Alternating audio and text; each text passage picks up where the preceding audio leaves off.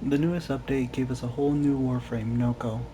I had a lot of fun with him, so I built him all the way up, and I hope you guys enjoy the build.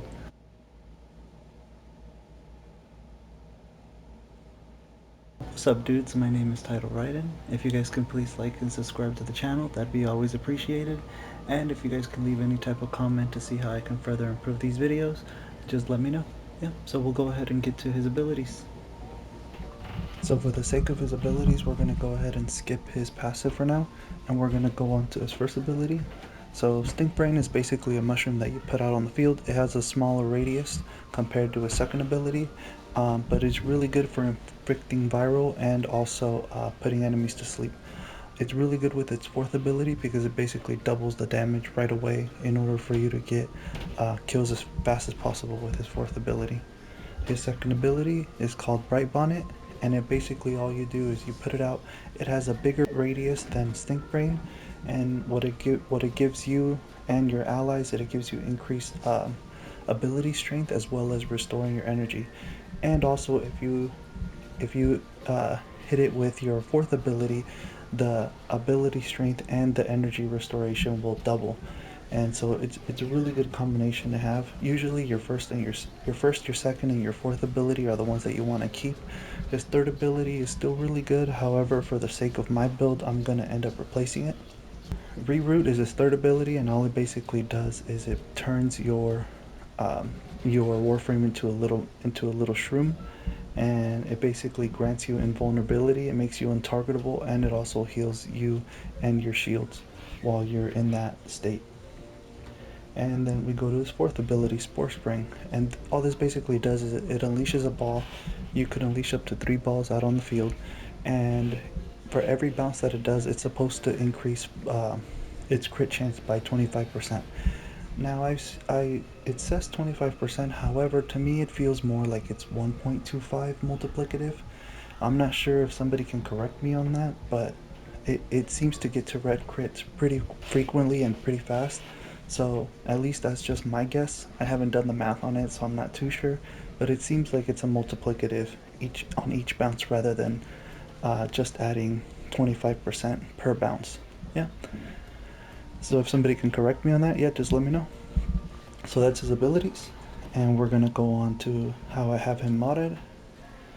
And yeah, so I have Brief Respite because this is a very caster heavy Warframe, and so I use Brief Respite to basically keep my shields up as much as possible. I do have Prime Sure-Footed, but that's just because of a weapon that I'm using.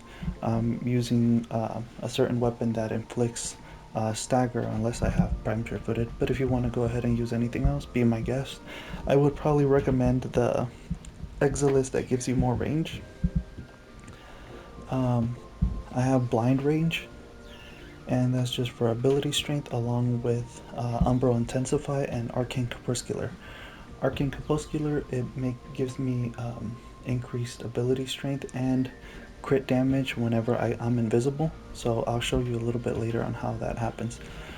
The way I have this Warframe focused is basically on all range. I have as much range as possible. I mean, for the most part, on Nokko, and the reason is that way when I activate his fourth ability, it can go ahead and spread as much damage as possible to as many enemies as I can. So yeah, that's why I have him set up for range. I do have Archon Continuity, and that's because his fourth ability inflicts Toxic, which with Arcane Continuity, it's going to give me an additional Corrosive proc to be able to deal more damage to enemies. I have Low, and then I also have Flash Deflection, and that way if I ever decide to go to my third ability, my shields will go up that much faster. And I am running Molt Efficiency for more shields, or for more ability duration, and that's just so I can have my first, second, and fourth ability out as much as possible. Yeah, so this is the build that I use for if I'm not using a helmet. However, for the way that I'm playing him right now, it seems pretty fun. A friend recommended it to me, and I seem to like it. I hope you guys enjoy it. I usually don't like putting in helmets unless they have some type of synergy to it, or if it fits some type of theme. I've seen people replace his third ability with Ensnare, and don't get me wrong, Ensnare is a really good ability, especially with his fourth. but his fourth ability can bounce more if more enemies are grouped up together. So having ensnare is pretty good.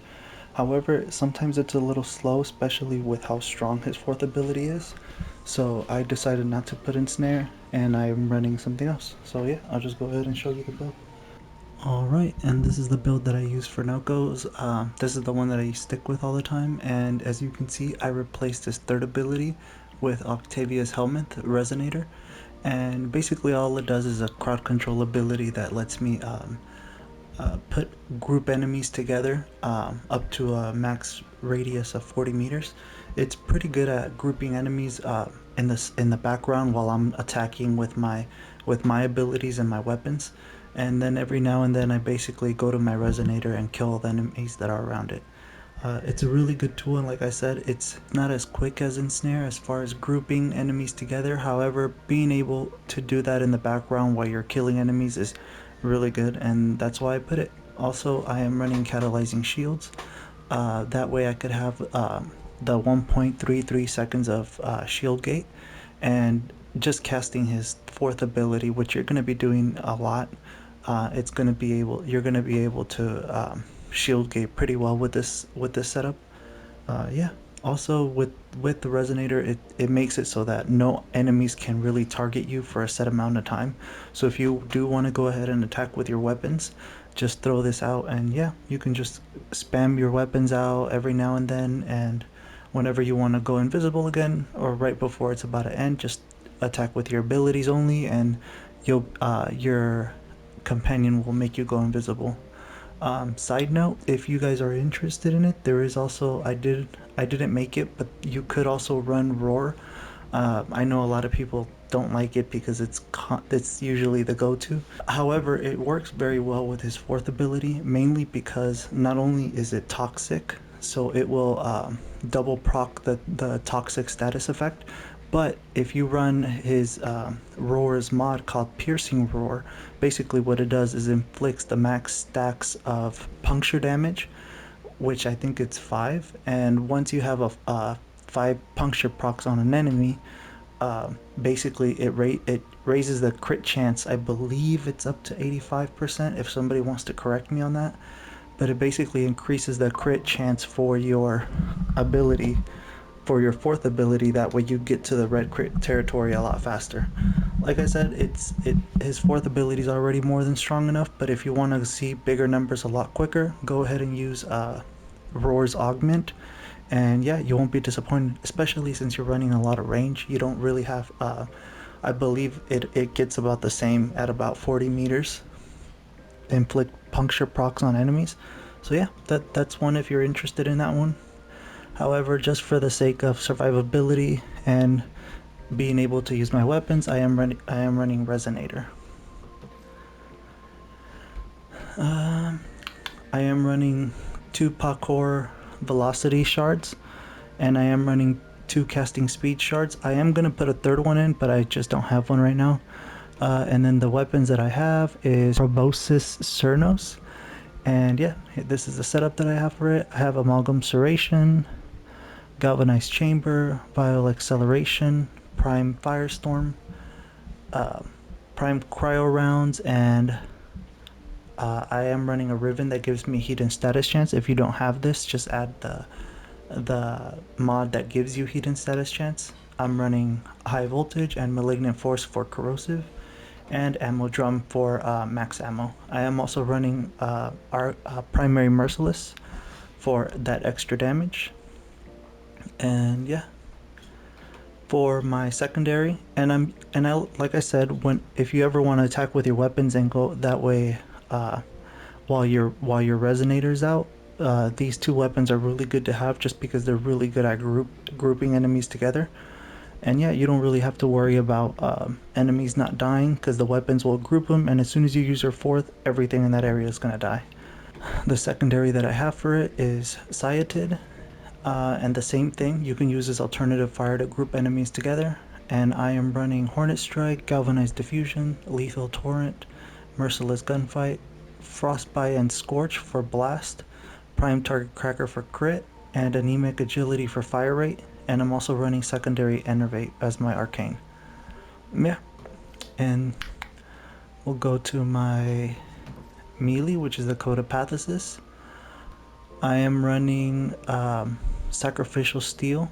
I'm running volatile quick return for a higher explosive radius, galvanized reflex, weeping wound, prime pressure point, melee elementalist, and then volcanic edge and prime fever strike. The reason I am running codopathesis is because when you jump onto Nokko's mushrooms, if you hold on to your aim button while you're up in the air, for some reason he can stay up in the air a little bit longer than most Warframes. I'm not sure if it's just because people are running certain augments, but it feels like every time I jump on his mushrooms, I'm usually levitated on the field for a little longer than normal compared to other Warframes. So I decided to run Codopathesis for it. I know everybody runs melee influence build, but I decided to use melee duplicate just because with sacrificial steel, all my heavy attacks do about 108% damage, which is a perfect amount for melee duplicate to take effect. Yeah. And shade, this is where I get my invisibility from. And I have this prioritized as my first mod. That way this ability can activate over and over again. I am running Momentous Bond, Duplex Bond, Contagious Bond, and Manifold Bond to basically spread the status effects to as many enemies as I can, and then basically get the cooldown effects to activate my ghost over and over again. I decided to run anti-grav array to give me additional jump height by 40%. Again, you can just put whatever you want on this, but this is just what I like. Assault mode, vacuum, tenacious bond for his fourth ability. Since you're gonna do a lot of critting, might as well just get as much crit damage as you can from it, and then prime regen. I am running the Verglass, and for this I'm running high voltage, malignant force. I am running a Riven with it that gives me status chance and crit chance, and that puts me at over the 50% mark for tenacious bond. I'm running galvanized chamber, magnetic capacity, crit delay, and shivering contagion to spread the cold around as everywhere. That way I could increase my crit damage. It's really good for CC. The only problem that I have with this is it makes it harder for enemies to be grouped together with my Resonator.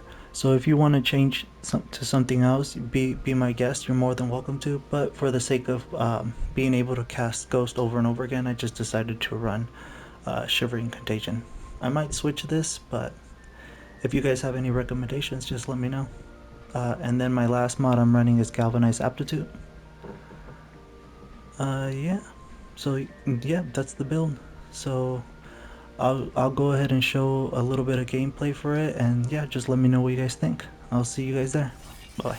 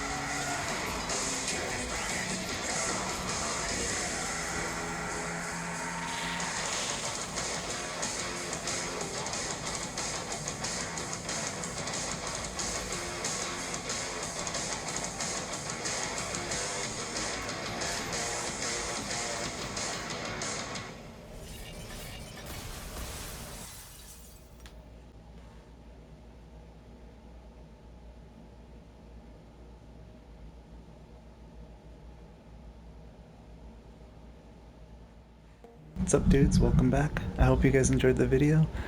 Before we leave, if you can please like and subscribe and maybe leave a couple comments down below on what I should do next. There is a couple things I forgot to show you guys, so and let you guys know. If you guys wanted any tips on the new maps that's under Fortuna, if you guys do have a resonator with that augment, the conductor augment, you guys can actually pin your location next to the mushrooms whenever you're gathering those defensive mushrooms that you have to collect. And what the resonator will do is actually collect it for you, so that way you could be in two different places at once. It makes the mission a lot quicker. That's why I like to play Nokko in that mission. But yeah, just let me know what you guys think. If you guys have any questions, just let me know. Without further ado, I'll let you guys go. Peace.